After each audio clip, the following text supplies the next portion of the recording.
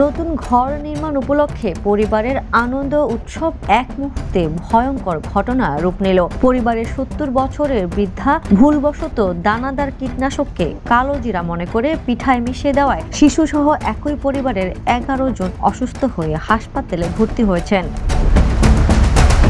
সাতক্ষীরার শ্যামনগর উপজেলার রমজাননগর এলাকায় সোমবার সন্ধ্যায় ঘটে এই মর্মান্তিক ঘটনা। নতুন ঘর নির্মাণ উপলক্ষে পরিবারের আয়োজন করা দাওয়াতে মজা আনন্দের মুহূর্ত ঘটে যায় বিপর্যয়। পরিবারের সূত্রে জানা যায়, আনন্দে পরিবারের মেয়ে, জামাই, নাতি নাতনির জন্য বিকেলে পিঠা তৈরি করা হচ্ছিল। এ সময় রান্নাঘরে রাখা দানাদার কীটনাশককে কালো জিরা ভেবে মিশিয়ে দেন ৭০ বছরের বৃদ্ধা জুলেখা বিবি। পিঠা খাওয়ার পরে উপস্থিত সবাই বমি, মাথা ঘোরা ও পেট ব্যথা সহ বিষক্রিয়ার উপসর্গ দেখা দেয়। দ্রুত স্থানীয় হাসপাতাল শ্যামনগর উপজেলা স্বাস্থ্য কমপ্লেক্সে তাদেরকে ভর্তি করা হয়।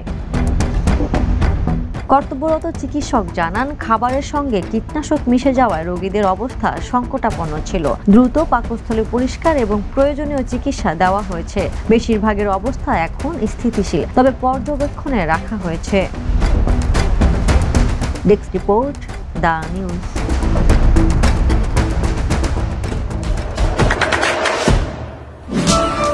দেশে দেশে সবার সাথে, দ্য নিউজ।